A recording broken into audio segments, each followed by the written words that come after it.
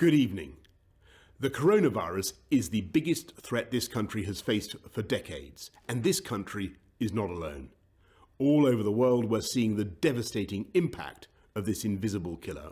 And so tonight, I want to update you on the latest steps we're taking to fight the disease and what you can do to help. On Monday, the 23rd of March 2020, Prime Minister Boris Johnson addressed the nation to announce an unprecedented suspension of civil liberties that would impact upon every single person living in the UK. It was a quite extraordinary address that only weeks earlier would have been unthinkable outside of the realms of dystopian science fiction. And yet, in effect, Johnson's speech signalled that the UK, like many other countries around the world, would be entering a period of medical martial law in an attempt to combat the global pandemic triggered by the rapid spread of COVID-19. On Monday, the 23rd of March 2020, Prime Minister Boris Johnson effectively placed the citizens of the United Kingdom in an undetermined period of house arrest. The vast majority of citizens around the country very quickly voluntarily complied with the UK government's unprecedented request that its citizens stay at home, self-isolate, only venture out for short periods if absolutely necessary, and for an extremely limited set of reasons, all the while complying with by now well-established social distancing protocols. And yet, most will also have recognised the coercive and controlling undertone present within the Prime Minister's polite instruction.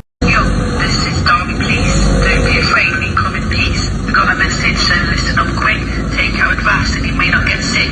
Stay at home whenever you can. Don't go out on the streets with your fam. Don't walk around in two or more, or we'll come knocking at your door. A coercive and controlling undertone that was backed up by the entire UK Parliament, who enacted the Coronavirus Act 2020 2 days later, an act which gave instruments of the state an extraordinary suite of coercive controlling powers that the civil liberties watchdog Big Brother Watch described as the most draconian powers ever enacted in peacetime Britain, including the possible forced detention and isolation of anyone, including children, and for any amount of time. Over the week that the Act was rushed through Parliament, throughout the nation, most people appeared to signal that the enactment of such sweeping emergency powers was probably fair enough as far as it was fair enough in the context of a global pandemic. Some relatively solitary voices questioned if the government's reaction was really a proportionate response to the problem at hand. Others called for them to go much further, while some lamented the fact that temporary restrictions on civil liberties can sometimes become dangerously permanent, and that some people will inevitably seek to exploit this global crisis for their own personal or political ends. Within 5 minutes of Boris Johnson's address to the nation, the leader of one fringe political party took to Twitter to disgracefully push their own disingenuous and dangerous ideological-driven narrative when calling on the police to enact emergency powers and start ejecting a certain type of people from their homes. The leader of this particular fringe political party wasn't talking about gays or Muslims or minority ethnic populations, nor were they advocating the views of religious fundamentalists, racial supremacists, or extreme nationalists like the BNP. The leader of this particularly slick fringe political party, cum lobby group, was representing the views of a not insignificant minority of predominantly white, middle-class, middle-aged, middle-incomed, metropolitan-based women who are members of the Women's Equality Party. None of the other political parties were ambitious enough when it comes to gender equality. We were set up to right that wrong. Male violence against women and girls is a crisis. It's a national emergency. My name is Mandu Reid, and I am the leader of the Women's Equality Party. Mandu Reid took to Twitter to push a flawed, disingenuous and deeply dangerous ideological-driven narrative that within 2 days had manifested into fancy digital graphics and an open letter to Boris Johnson that has been signed by 10,000 people to date. Her message to the Prime Minister was this: Prime Minister, over the last week, monumental measures have been taken by the government to control the spread of coronavirus, and now Parliament is closing early for the same reason. While we welcome the measures that are needed to try and keep people safe, requiring people to stay at home and effectively locking down the UK does not protect the safety of everyone. Increased measures of societal control put women and children experiencing domestic abuse at far greater danger. Government has a duty of care to protect every member of the public. The 1.6 million women experiencing domestic abuse yearly should be no exception. Reports from organisations across the globe have shown domestic abuse increases with enforced isolation. If our government acts now, lives can be saved. Over the past week, our government has proven that in urgent times, urgent measures are well within reach. Parliament must reopen to change the law on domestic violence protection orders and release emergency funding for support services because women's lives depend on it. Now, if you're new to this channel or haven't ever really thought about this subject, then you may currently be thinking that, well, that all sounds fair enough as far as it's fair enough. After all, government statistics do indeed indicate that 1.6 million women experience domestic abuse yearly in England and Wales alone. And during an unforeseen and quite unprecedented period of UK lockdown, an increase in domestic violence incidents tragically does seem all too inevitable. And as various instruments of state have been mobilised to coercively control our movements and insist we stay at home, the UK government do clearly have an enhanced duty of care for those whose homes aren't currently a safe place to be. And in times of crisis, is our instinct not to immediately circle the wagons and protect the women and children to our dying breath. And yet, this isn't the Wild West. This is Britain in 2020. And as instruments of state up and down and all around the country have quickly moved to reassure the nation that all efforts will be made to keep those women and children safe, some of us were reminded of the grim reality of the creaking patchwork, sometimes non-existent, extremely segregated and second-class service that a certain type of people in this country can hope to receive at a time of national crisis. And while Reid's apologists will insist that when she talks about evicting perpetrators of domestic violence, she is of course talking about evicting all perpetrators, regardless of sex, colour or creed, and that when she insists that the UK government currently has a duty of care to protect over 1.6 million women experiencing domestic violence, that she isn't literally airbrushing 1 in 3 victims of domestic violence from the scope of her membership's concern. And while Reid's apologists will insist that her predominantly white, middle-class, middle-aged, middle-incomed, metropolitan-based female members sincerely believe that all victims of violence deserve equal and equitable treatment, some of us can't help thinking that if people like Reid were in charge of deciding who gets first dibs on sometimes scarce resources like lifeboats, ventilators or statutory funded services, people like me would be at the back of the queue. And when I say people like me, obviously I mean people with the protected characteristic most commonly known as men, which in intersectional terms includes elderly men, gay men, black and minority ethnic men, and of course men with disabilities, who statistically speaking are twice as likely to experience domestic violence as non-disabled members of the predominantly white, middle-class, middle-aged, middle-incomed, metropolitan-based members of a political party that has culturally appropriated the concept of equality for the purpose of pushing their own ideological, personal, political aims. We believe that the whole political establishment, all the political parties out there are letting women down. They're not addressing these problems. They're not taking these problems seriously. After all, if out of the approximate 3,800 domestic violence refuge beds available to victims in England, only 105 were potentially made available to women, and only 31 exclusively dedicated to female victims, some of us somehow can't help thinking that people like Mandu Reid and her so-called Equality Party definitely would have something to say. But with all that said, and before I go any further, I should stress that thankfully if you're a man or a woman living in the UK and are currently experiencing or at risk of domestic violence, help is out there for you. And a list of helpline numbers are included in the show notes. Now, regrettably, depending on your sex and specific location, the specific range of options made available to you may very well vary.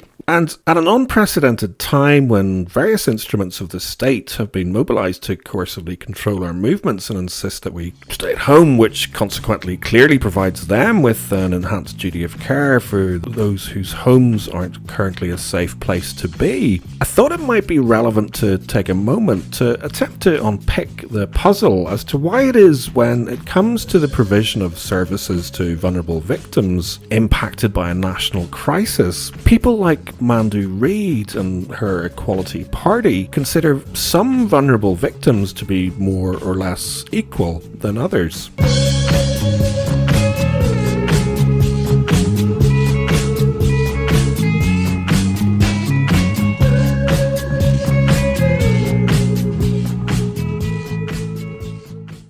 What's a more annoying question? What about the men's? Or why didn't she leave? Why didn't she leave is more dangerous on a social level. What about the men is more dangerous on a policy level, because what about the men works. And it blocks. It blocks things. It blocks people recognising that violence against women is a gendered crime. And it makes, I've seen some absolutely phenomenal commissioning at local levels because people stood up in meetings and said, what about the men? The current chair of the All-Party Parliamentary Working Group on Domestic Violence will bluntly tell you that dogs shouldn't expect help from the Cats Protection League, and that if people like me really cared about the provision of services to vulnerable male victims, then we should get up off our arses and build them, just like people like Erin Pizzey, the founder of the charity Refuge, did in the 1970s. It happens to men too, you know. It happens to men. Do you want a point? It happens to men as well. Oh, yeah, okay. But then again, people exactly like Erin Pizzey, the founder of the charity Refuge, will tell you things are a tad more complicated, and besides, things have moved on since the 1970s.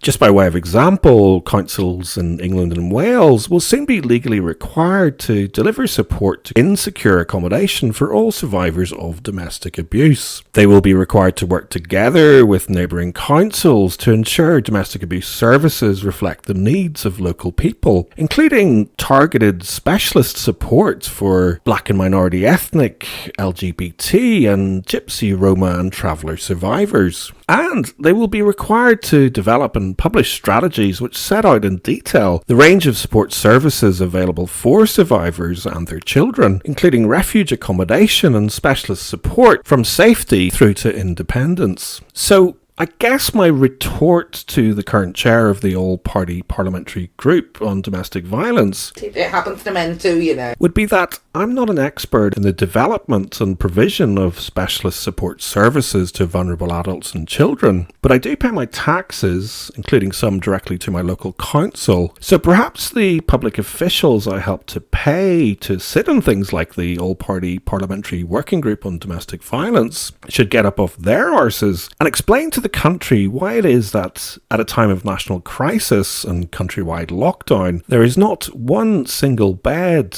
in specialist refuge accommodation currently available to male victims of domestic violence in the Greater London area.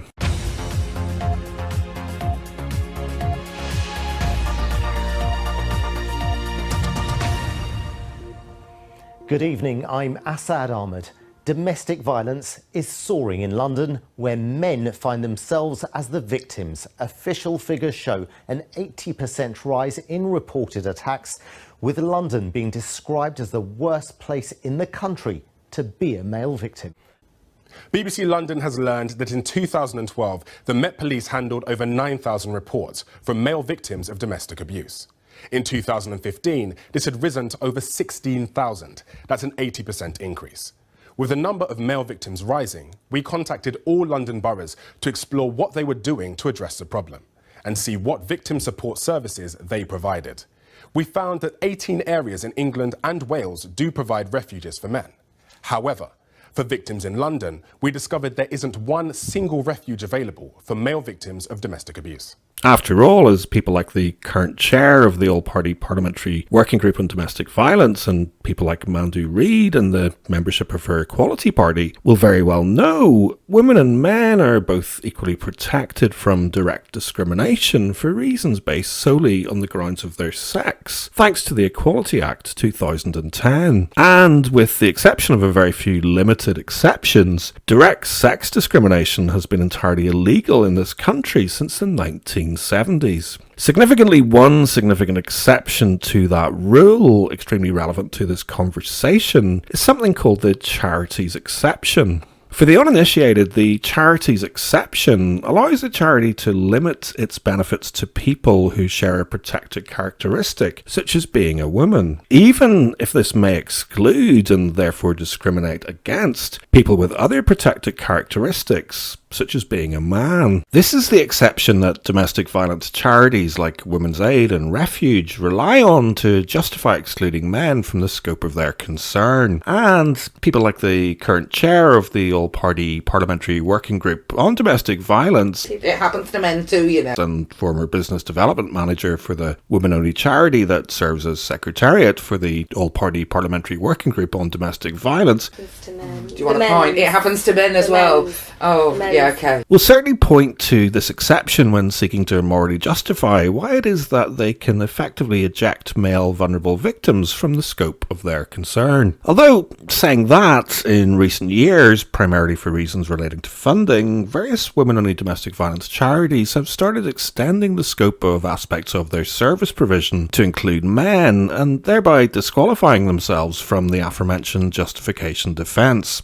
And besides, people like the current chair of the All-Party Parliamentary Group on Domestic Violence, it happens to men too, you know, do not work for women-only charities. They work for people like you and me. And moreover, in the case of the current chair of the All-Party Parliamentary Group on Domestic Violence, she works primarily for the good people of Birmingham Yardley, who in their wisdom voted her into a well-paid public service position, which requires her to abide by the Code of Conduct for members of Parliament. A Code of Conduct which not only requires members to declare any conflicts of interest, but also explicitly states that members have a duty to uphold the law, including the general law against discrimination. Perhaps most significantly, however, while charities can exclusively limit their services to people who share a protected characteristic, such as being a woman, public authorities such as councils who are paid from the public purse to provide public services to the general public cannot. And not only are they bound by the statutory duty not to discriminate on grounds of sex when delivering services to the general public, but because those services are essentially paid for by the general public that they serve, since 2011, public authorities such as councils are also bound by something called the Public Sector Equality Duty. And long story short, in effect what all this means is that while charities like Women's Aid and Refuge can legally opt to cut men loose entirely, or possibly to a lesser extent provide them with a second-class service, public authorities who regularly pay them from the public purse to provide services to the general public on their behalf cannot. And what's more, they're required to conduct an analysis of how their preferred approach to providing services to the general public, funded by the public purse, impacts on people with different protected characteristics. And if they happen to notice that their preferred approach actually adversely impacts on people like, say, male victims of domestic violence, then they have to take steps to remove or minimise that disadvantage. Men, just like women, need places to go if they are the victims of domestic violence that are safe, that do provide refuge.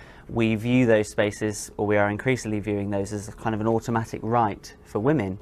Why aren't they a right for men? So, having established all that, you may now perhaps be wondering why it is that there is not one single refuge bed made available to men in areas like Barkingham and Dagenham, or indeed in the entire Greater London area. I mention Barkingham and Dagenham particularly because it has the highest incidence of domestic violence out of all London council areas, as well as one of the highest levels of homelessness in the entire country, and because its council recently launched a commission on domestic violence involving a panel of national experts, including the chair of the All-Party Parliamentary Group on Domestic Violence. And I look forward to producing something that I hope will change not just practice in councils across the country, but that will be part of a broader conversation that helps to change the law. The former CEO of Women's Aid, now head of England's largest homeless charity. We cannot do that unless we're prepared to explore the different roles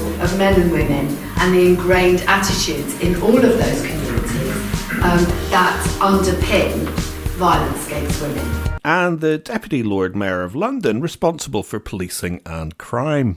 We have a programme with Croydon Drive, which we are going to learn the lessons from and see what we can do to roll out to work with the perpetrators of those, the men who are perpetrating the abuse against women. A commission which aims to tackle the issue of domestic violence at its root, and by doing so create a blueprint for other councils to use.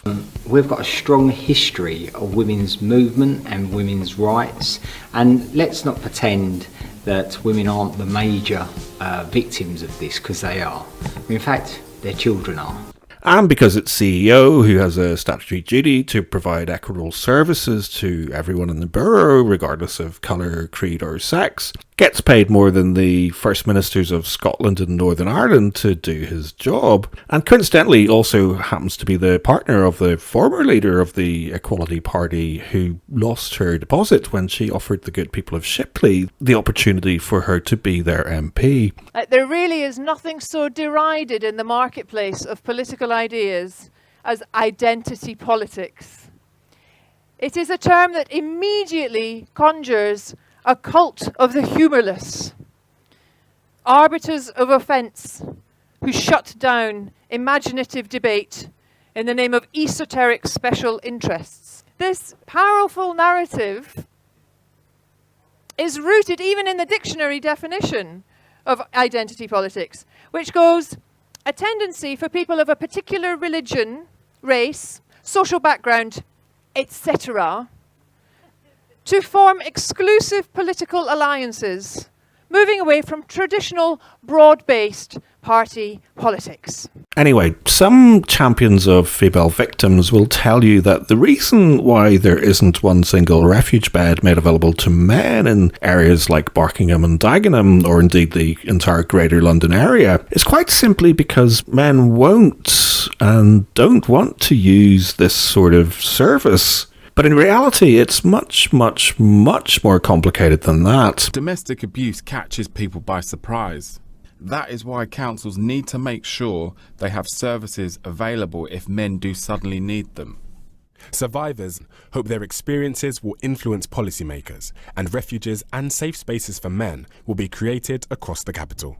Ben Hunt, BBC London News. And by the way, I should mention that while the availability of refuge accommodation is one obvious way to illustrate the stark contrast in service provision available to victims of domestic violence depending on their genitalia, it's far from being the only way that male victims of domestic abuse can potentially experience a second-tier service from various public authorities, including the courts and the police. But with that said, almost certainly one of the reasons why there is not one single refuge bed made available to men in areas like Barkingham and Dagenham, or indeed the entire Greater London area, is because the UK government considered domestic violence to be something that they describe as gendered violence, and as a consequence record incidents of it as one of a number of crimes categorised as violence against women and girls. Which means that another way of saying that in 2008 1,300,000 women and 700,000 men in England and Wales experienced domestic violence is that in 2018, 2 million people experienced violence against women and girls. What about the men is more dangerous on a policy level. It blocks people recognising that violence against women is a gendered crime. So, for the uninitiated, there are essentially two competing frameworks in relation to how we should understand interpersonal violence. Perhaps the most prominent, and certainly the one preferred by people like the current chair of the All-Party Parliamentary Working Group on Domestic Violence and former business development manager for a woman-only charity. It happens to men too, you know. Is the one that, for the purpose of this discussion, I shall refer to as the gender stereotyping framework.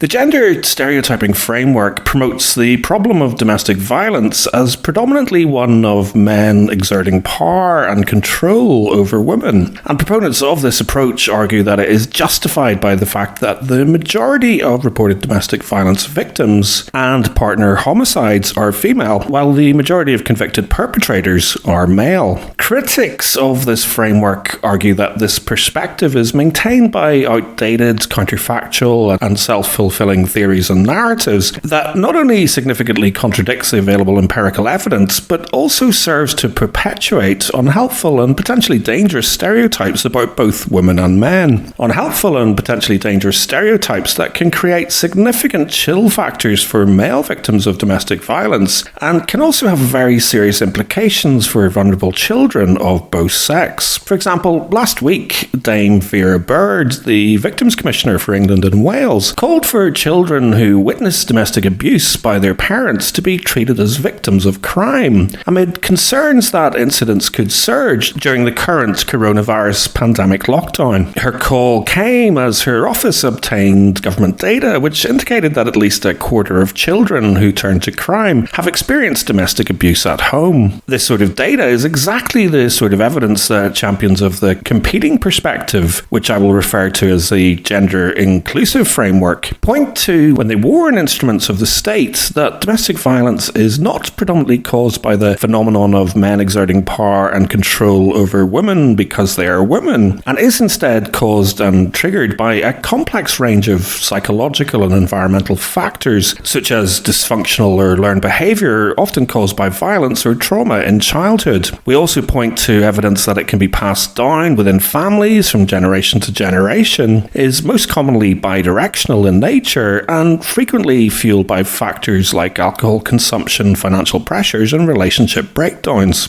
But before I take a moment to almost entirely debunk the gender stereotyping framework, and specifically for the benefit of anyone watching who might feel that they remain resolutely invested in that perspective, let me first say two things. Firstly, gendered approaches to addressing human rights issues can obviously, to some extent, help to address the specific needs and issues experienced by individuals on the basis of their specific sex. However, support frameworks adopting this approach can also lead to possible unintended negative consequences, including the potential exclusion or marginalisation of vulnerable groups within relevant stakeholder populations. Vulnerable groups such as men and women with disabilities who, statistically speaking, are twice as likely to experience domestic violence as their non-disabled peers. And one potentially very serious implication for perceived minority victims of gendered violence is that they can potentially become invisible to law and public policy makers that are morally and legally duty bound to give them due regard.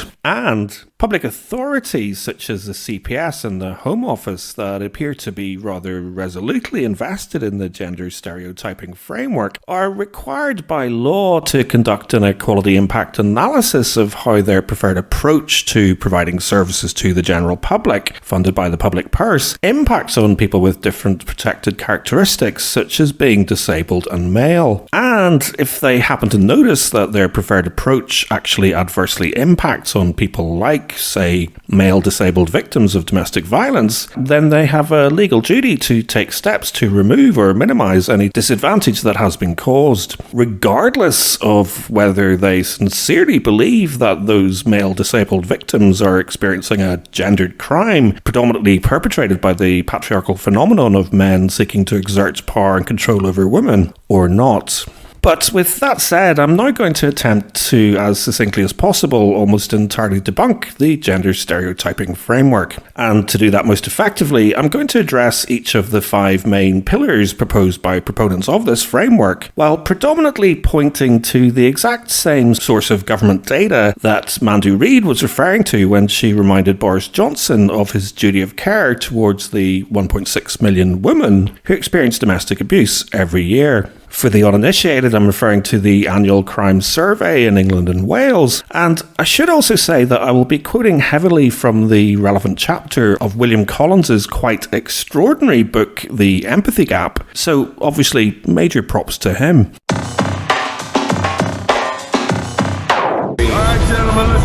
Number one, we need to recognise that the vast majority of domestic abuse cases involve male-on-female violence. This instruction is regularly pushed at us by numerous influential individuals who are bound by the Code of Conduct for Members of Parliament. Influential individuals that, of course, include the current chair of the All-Party Parliamentary Group on Domestic Violence and former Business Development Manager for a women-only charity. And, believe it or not, Victoria Atkins, who is the current UK government's Parliamentary Under-Secretary of State and Minister for Safeguarding, whose job description includes having a lead responsibility in Cabinet for domestic abuse. Victoria informed MPs that the overwhelming majority of victims of domestic abuse are female as recently as last July, when the proposed domestic abuse bill was announced on the floor of the House of Commons. During the same debate, the Parliamentary Under-Secretary of State referred to official figures from the Crime Survey of England and Wales, which state that in the year ending March 2018, there were an estimated 1.3 million female and 700,000 male victims of domestic abuse. These statistics show that around 2/3 of victims of domestic abuse are female and approximately 1/3 are male. Now, obviously, the phrase overwhelming majority is a subjective statement. However, it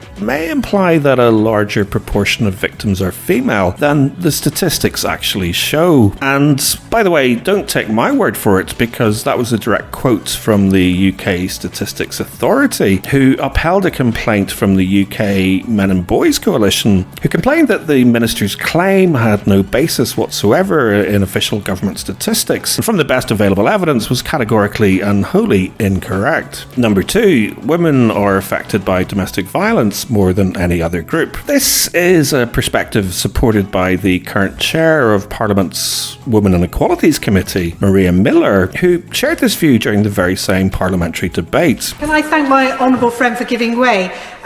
He needs to accept the facts that women are more affected by domestic violence than any other group. Now, given the official figures I so recently referred to, I guess you can argue that such a perspective is fair enough as far as it's fair enough. But then again, we also know that women and men with disabilities are twice as likely to experience domestic violence as women and men without. And when you take a deep dive into this particular pool of data, you would also find that from a proportional per head of population inclusive intersectional perspective, women and men under the age of 24 are significantly disproportionately impacted by domestic abuse, as were both women and men living in a single parent household, people living in households with less than £10,000 per annum, the long-term unemployed, and from an LGBT inclusive perspective, homosexual and bisexual women were between 2 and 3 times more likely to experience violence from their partners, with 2 out of every 3 perpetrators of violence against bisexual women being caused by a female partner. 3 facts which significantly undermine the central foundation of the sex stereotyping framework, namely that domestic violence is a gendered crime predominantly perpetrated by the patriarchal phenomenon of men seeking to exert power and control over women because they are women.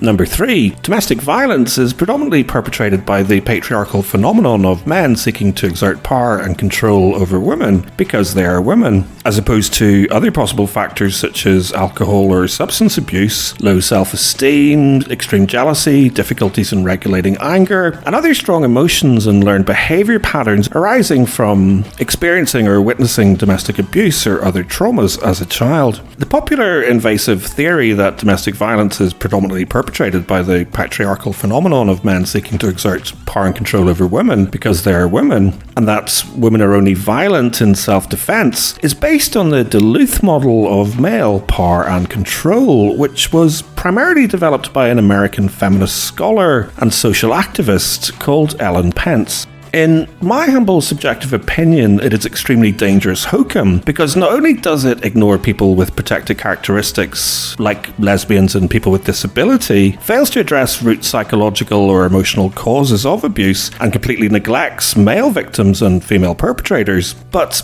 even researchers extremely welded to such a narrative have struggled to provide concrete empirical evidence that patriarchal power and control is a significant motivating factor causing violence in men. But don't take my word for it, and instead consider the words of American feminist scholar and social activist Ellen Pence, who rejected her own theory before she passed. Writing in 1999, Pence observed the following: "He does it for the power, he does it for control, he does it because he can." These were the jingles that, in our opinion, said all there was to say. By determining that the need or desire for power was the motivating force behind battering, we created a conceptual framework that, in fact, did not fit the lived experience of many of the men and women we were working with. The domestic abuse intervention program staff remained undaunted by the difference in our theory and the actual experiences of those we were working with. We all engaged in ideological practices and claimed them to be neutral observations. I found that many of the men I interviewed did not seem to articulate a desire for power over a partner, although I relentlessly took every opportunity to point out to the men that they were so motivated and merely in denial. The fact that so few men ever articulated such a desire went unnoticed by me and many of my co-workers. Eventually, we realised that we were finding what we had predetermined to find. Number 4, domestic violence is a gendered crime. Okay, before I explain why, in my humble, subjective, but I think logically argued opinion, domestic violence is arguably one of the least gendered crimes there is, let's pause for a moment to reflect on why I, for one, believe this construct is so dangerous and obscene. The following clip involves a 5-year-old debate about everyday sexism on London Live, where Mike Buchanan, the leader of the only political party in the UK with the word love in their title, highlights the disgraceful disparity of refuge services in the Greater London area and beyond. And in the context of the very gendered trend regarding fatalities directly caused by the present pandemic, I challenge you to instead imagine that this discussion is about access to ventilators on the NHS. We know that about 40% of victims of domestic violence are men. Yet for every place in a refuge in Britain available for an abused man, there are 180 available for women. Okay, but I would say to you that domestic violence does affect men and it's a really serious problem, and I would never want to minimise the pain that men are in, but men are not the people who tend to die. So what I would say is that there aren't enough places in refuges for women, there aren't enough places in refuges for men. There's problems with benefits for men and women who have been victims of domestic violence, but let the places and refuges go to people who are most likely to be killed, and in that case it is the women who are mostly killed. That's absurd. That is absolutely lack of sympathy for men. That's not true. More chance of women being killed under domestic violence. That's just a simple statistical truth. So you're saying that it's not sexist then, is it? 800,000 men a year face domestic violence. Yeah, and 2 women die a week. And there are 15 places for men in refuges in the UK. And that's awful, and there's a real problem with funding for refuges. I said earlier on there are 20 areas in which the state disadvantages men and boys, and the three of you haven't come up with one area where it disadvantages women and girls. Seriously, I invite you to come up with one. So, for the uninitiated, the European Commission have defined gendered violence as violence directed against a person because of that person's gender, or violence that affects persons of a particular gender disproportionately. If you accept the fact that even researchers extremely welded to such a perspective struggle to provide any empirical evidence to show that men attack women primarily because they are women, then the main pillar left supporting the gendered violence construct is the proposition that it is a form of violence that affects persons of a particular gender disproportionately. But when the European Commission talk about violence that affects persons of a particular gender disproportionately, what they really mean is violence that disproportionately affects women. Because in reality, that's the only way to make the available empirical evidence fit their preferred perspective when arguing that the state should ring-fence power and control of resources for the exclusive benefit of people like man Mandu Reid.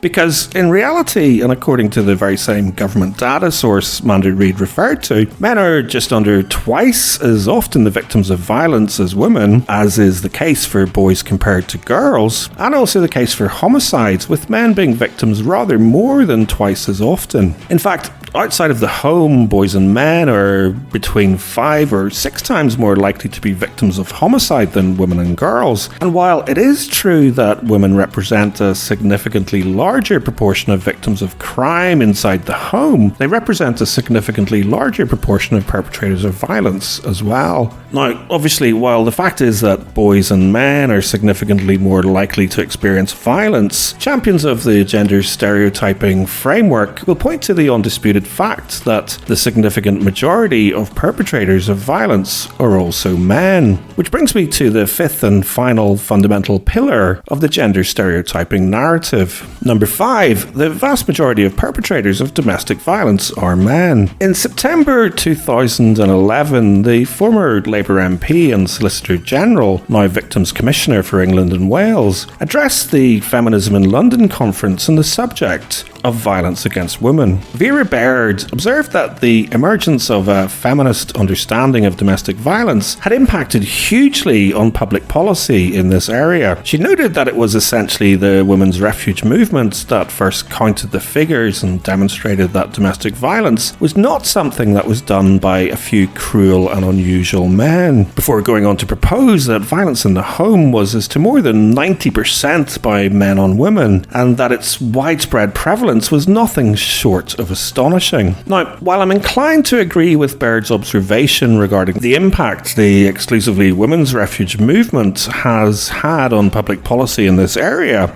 in my humble subjective opinion, the evidence of gamma bias apparent in the Victim Commissioner's interpretation of statistics is nothing short of astonishing. Because while it is indeed true that women are more likely to be victims of violence inside the home than out, it is also true they are significantly more likely to be perpetrators as well. Consider the following evidence from recent crime surveys in England and Wales. 7.5% of women and 4.3% of men reported domestic violence. 5.9% of women and 3% of men reported partner abuse. Of those that suffered from partner abuse, 28% of female and 46% of male victims had suffered some form of force, and 1.1% of women and 1% of men reported incidents of severe force. And according to the Mankind Initiative, citing 2017 ONS data, of those that suffered from partner abuse, 29% of men and 23% of women suffered a physical injury, with a higher proportion of men suffering severe bruising or bleeding, and internal injuries or broken bones or teeth, and only 27% of men sought medical advice compared to 73% of women. Oh, and another stark finding was that 11% of men and 7.2% of women who reported partner abuse attempted suicide as a result of that crime. So unless someone proposes that we now play the game of let's remember that not all male victims of partner abuse are in heterosexual partnerships, I think it's fair to conclude that some women can be just as violent towards their partners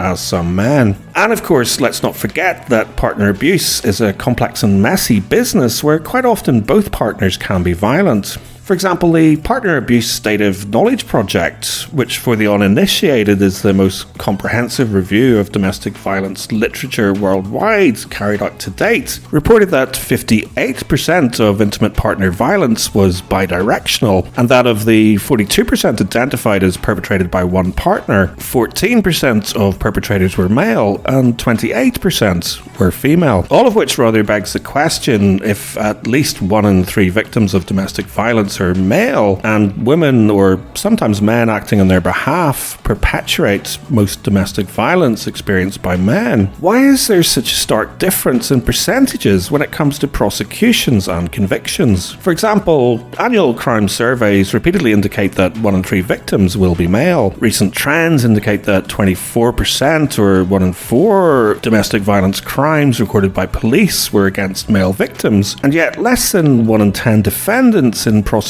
cases are female. Now, presumably the Victims Commissioner for England and Wales would tell you that this is because violence in the home was as to more than 90% by men on women, but based on all the available evidence, I'd suggest that there may be other factors at play.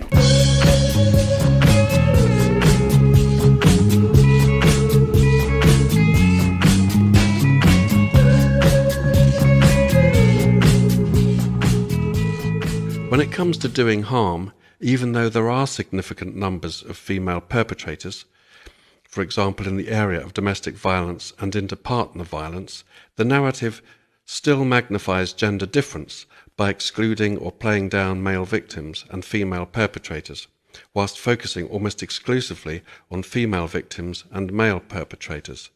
In this way, the substantial evidence relating to male victims of both female and male perpetrators, and also female perpetrators with both male and female victims, is ignored, and the narrative becomes distorted into a black and white issue, being presented as if there was a destructive or toxic gender, male, and a vulnerable or oppressed one, female.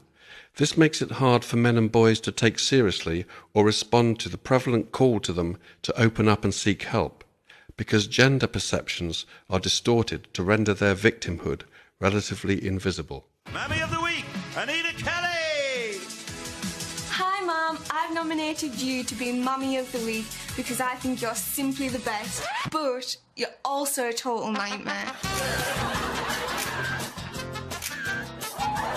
Public trumper. My mum thinks it's really funny to loudly fart in public and blame us. She does it all the time. Totally gross.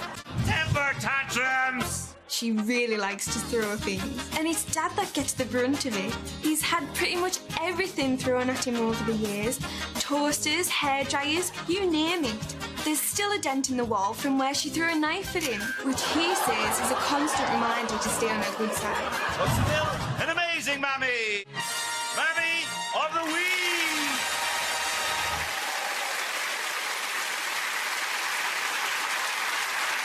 From one perspective, the Home Office's current general acceptance of the gendered violence narrative might be considered as an example of the state's compassion for women and girls, arising from long-standing cultural and instinctual norms. However, clearly another perspective on such an approach is that it is a rather stark and overt example of deliberately withholding compassion for boys and men. And if you are prepared to accept the empirical evidence that shows that a significant proportion of human beings who experience domestic violence will be boys and men, then clearly public policy makers have a legal duty to consider how the marginalisation of a minority group of victims will impact on them in real life. One real-life consequence is that male victims are 3 times less likely to approach public authorities to ask for help, and indeed are 3 times less likely to tell anyone that they are experiencing abuse. This can often be because of the very real possibility that they will be perceived as the perpetrator of the very crime that they are experiencing. This reality, and more generally the public's tolerance of female violence, can be illustrated by the incident that occurred at a Liberal Democrats Party conference in 2013, which led to the current MP for Oxford West being arrested, detained and charged with assaulting her partner. He ultimately declined to press charges, but significantly, initially he was also arrested by the police who attended the incident, as can very often be the case with male victims. Noticeably, of the 3 MPs who are known to have perpetrated domestic violence in recent times, one was immediately hounded out of Parliament, while the 2 female perpetrators received the full support of their respective parties. Indeed, incredibly, one remained in her post as Shadow Minister for Women, Equality and Domestic Violence, and Layla Moran is the current favourite to lead her party through this stunning and brave New World era, involving undetermined periods of enforced house arrest. The complex and emotive subject of intimate partner abuse is clearly severely impacted by unconscious bias, much to the detriment of the minority population victims. But incredibly, the gendered violence construct has also allowed a relatively open and understood culture of direct sex discrimination to prosper, one which is often openly supported by highly paid public professionals that you might have expected should really know better. This can perhaps be best illustrated by the little publicised victory by Welsh grandmother and retired trade union equality officer Anne O'Regan, who complained about the oddly different approaches adopted by the Welsh government's domestic violence helpline when it came to the matter of male and female callers. Specifically, a woman calling to talk about or seek help from domestic violence would be assumed to be a victim of that specific crime. Meanwhile, men calling to to talk about or seek help from domestic violence would first be screened by the service provider, asked a series of questions and assessed against a 23-point checklist before being secretly categorised as one of the following: a perpetrator presenting as a victim, a perpetrator presenting as a victim whose victim has used violence in self-defence or resistance, a high-risk perpetrator of domestic violence, a man in an unhappy relationship but with no abuse at this point, or possibly even a victim of abuse. Depending on how the caller performs across this cross-examination, possible options made available to him can include practical advice and signposting for victims of domestic violence, or referral to the police, probation, health and or child protection services as a suspected perpetrator of abuse. So in other words, male as opposed to female victims seeking help from statutory services were first running the gauntlet of possible arrest or even being separated from their children.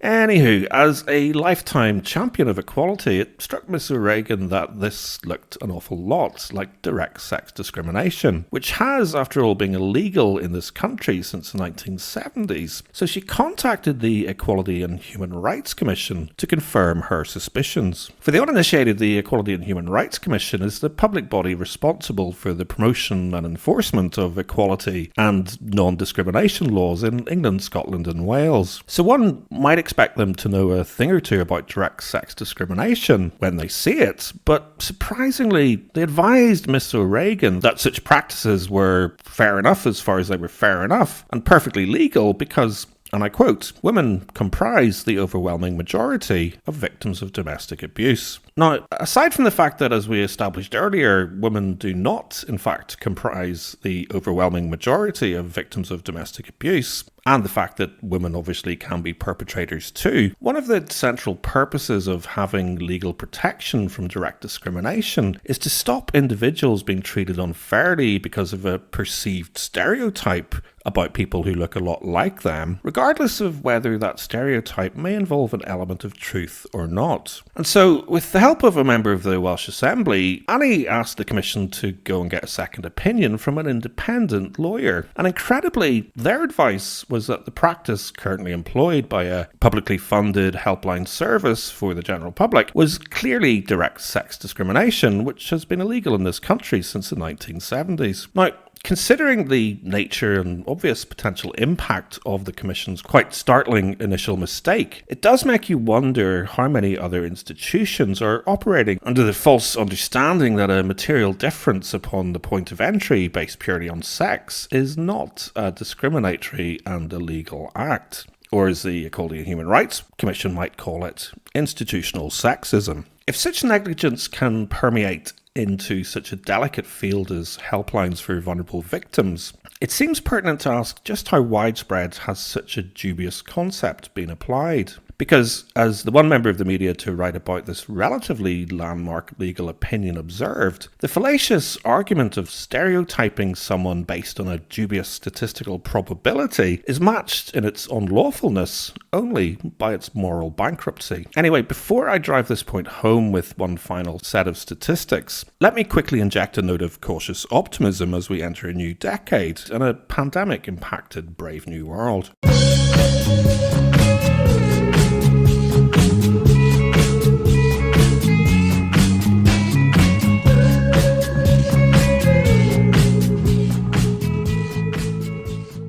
For the uninitiated, Northern Ireland is the region of the UK which is perhaps showing some leadership in this area and has slowly been developing a significantly more gender-inclusive approach to addressing the challenge of helping anyone impacted by any sort of crime. In my humble subjective opinion, there are three main reasons for this. Firstly, civil society, including police and politicians, are especially conscious of concepts of fair play and non-discrimination due to a very recent history of decades of conflict between two tribes or groups who, demographically speaking, are not entirely dissimilar in size to this country's gender divide. Northern Ireland is also the only part of the UK where service providers are regulated on the grounds of how their services may be impacted by any particular political ideology. But perhaps most significantly, the public sector duty came into force in Northern Ireland much earlier, all the way back in 1998. state. And perhaps as a consequence, and significantly unlike the Home Office, the Northern Ireland Executive have adopted a gender-inclusive framework for their strategy to stop domestic violence. A strategy which, first and foremost, is informed by the following unequivocal definition of domestic violence and abuse.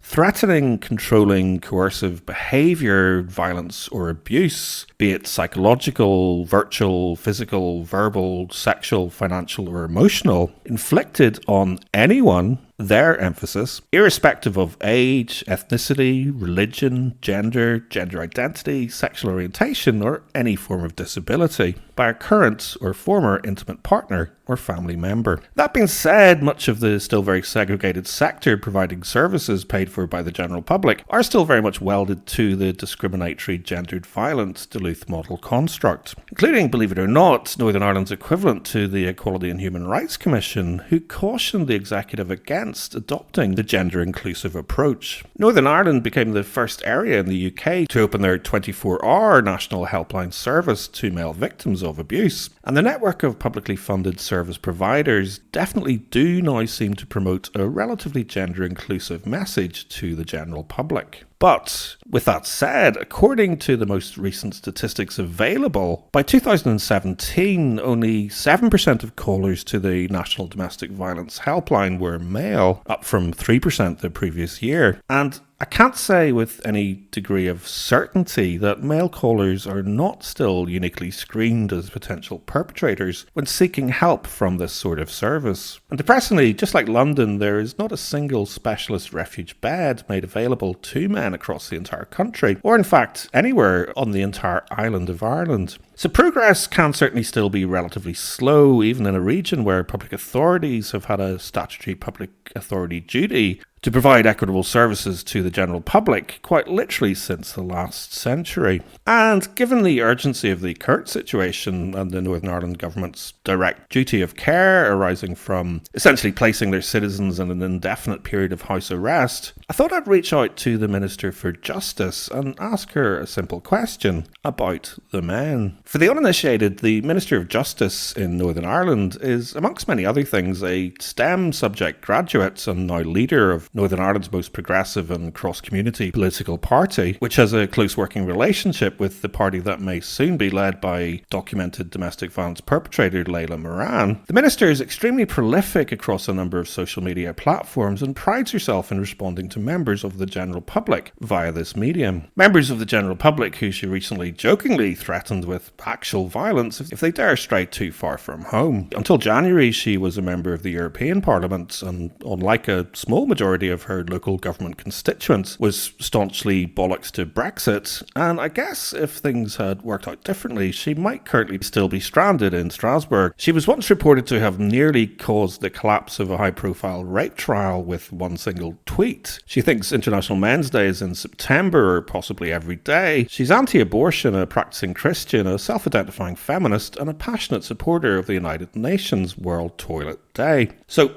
I guess what I'm saying is that our conversation had the potential to go one of two possible ways. Anyway, I asked the Minister whether or not during this period of unprecedented lockdown, the executive would be taking any specific additional steps to support boys and men at risk of domestic violence in their home. And sure enough, after 9 days of waiting and a fair bit of nudging, during which time I became familiar with, amongst a great many other things, the Minister's top 5 most recommended TV box sets and her slightly draconian views on access to alcohol and certain brands of chocolate during this challenging and difficult time. Happily, she did eventually advise me that when 4 of the most powerful women in the country recently met to discuss emergency accommodation for vulnerable adults and children engaged through the filter of a still extremely sex-segregated sector, they definitely didn't differentiate on the basis of sexual orientation or sex. Oh, and rather passive-aggressively, I felt, she also suggested that I was both impatient and entirely lacking a sense of humour. So make of all that what you will. Anyway, before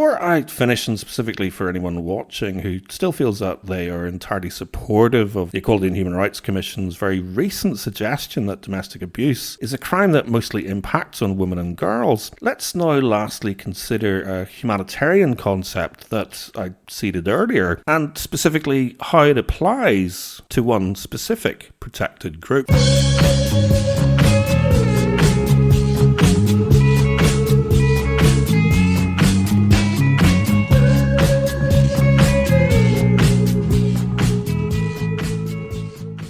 let's not pretend that women aren't the major victims of this, because they are.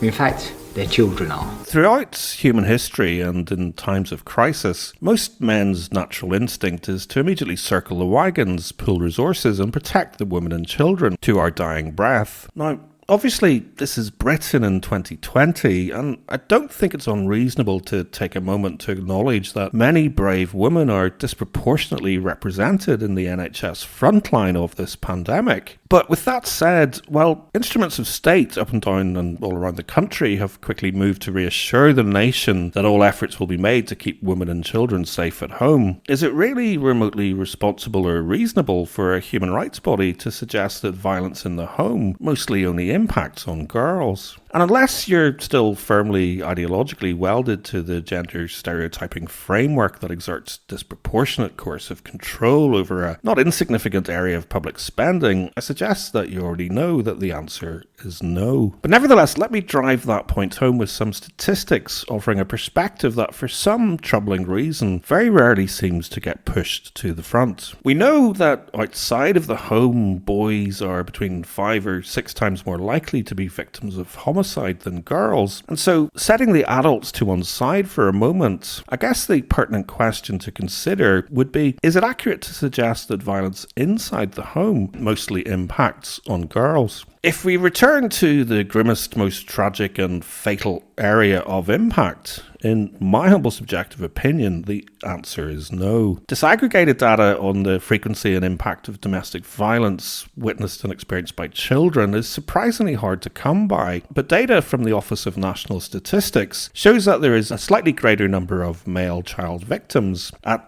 all ages, and with the difference significantly rising in teenage years. So one might say that the gendered violence narrative withholds compassion from children not categorized as girls. Meanwhile, definitive data on the sex of perpetrators is also hard to come by, in part because children are more likely to die from neglect as opposed to physical violence. But a recent major US study found that in 2018, 80% of child abuse or neglect fatalities were caused by parents, with 22% caused by both, 16% caused by fathers, 31% caused by mothers, and 11% caused by mothers and another partner. And in the UK, a recent examination of all serious case reviews over a 7-year period found that the child's mother was the lone or co-perpetrator in 58% of cases, and that mothers were more likely to be responsible than fathers and male partners combined. And yet, advice from the London Safeguarding Children Board in respect of protecting children from domestic abuse only acknowledges the dangers to children posed by men. So I guess that one might say that the gendered violence narrative has the potential to withhold compassion from children of both sexes and permits children to be exposed to avoidable risk by a refusal to accept a harsh reality about this world. As Erin Pizzey, the founder of the domestic abuse charity Refuge, has repeatedly observed over the decades, there are as many violent women as men, but there's a lot of money in hating men,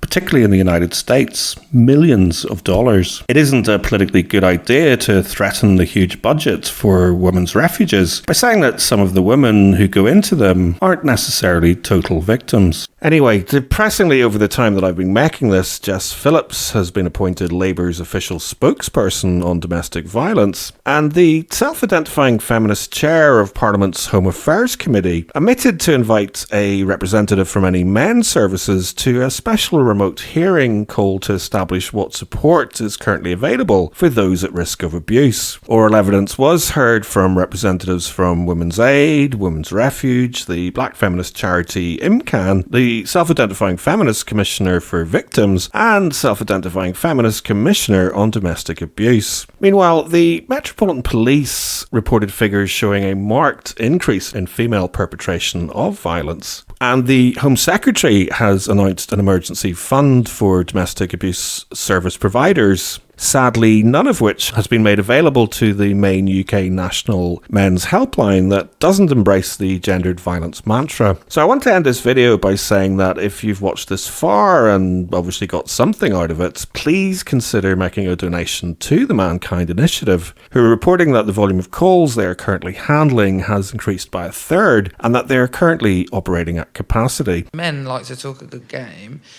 but they don't realise that equality isn't just about pushing someone forward, it's also about pushing some people back. Yes. Take a step backwards. Yeah.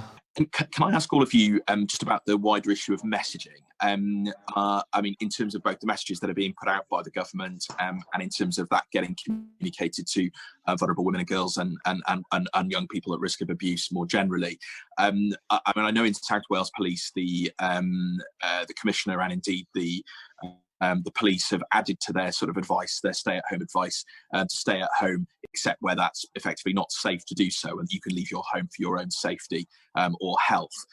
Is that similar message being communicated across the UK, or is there a risk that people are interpreting the guidance as that they have to stay at home and face abuse? Maybe start with you, Lucy. Thank you. So I think it's great that we've started to see that messaging be delivered in a clear and consistent way. I think there's obviously the massive question around then what next. So you can reach out for help and you can leave, but what if there's no space, and what's our strategy behind the communication message? That's a massive question I think we've talked about a lot. I think in addition, it's about ensuring that we're reaching all survivors and all communities, as you say, that we're making those communications as inclusive as we can. The Home Secretary's announcement wasn't, there wasn't BSL, British Sign Language translation alongside it. That's really important. So is translation into different languages, and ensuring that we understand that not everyone recognises the term domestic abuse or is going to identify with that. We need to ensure that we're reaching different communities that are affected by different forms of violence against women and girls in different ways, and ensuring that we're speaking to all groups.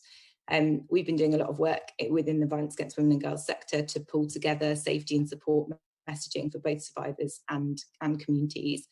We're really hopeful that the Home Office is going to expand on their campaign with what we've developed based on our expertise in the sector, and also pay for that to be translated into different languages and into British Sign Language as well, and make it accessible and easy to access for the most marginalised women. I think it's also really important, as you've heard, that we're using the community lifelines that are already available, so the mutual aid groups, the NHS volunteers, that we're ensuring that they're getting consistent safeguarding messaging about domestic abuse and other forms of violence against women and girls, because we know they're reaching potentially vulnerable families. It's really important that they're getting the right communications as well. Can I thank all of our witnesses? We have literally just run out of time on the technology that we have, so hugely grateful to all of our witnesses for the evidence today, both sobering and powerful evidence that you have given us.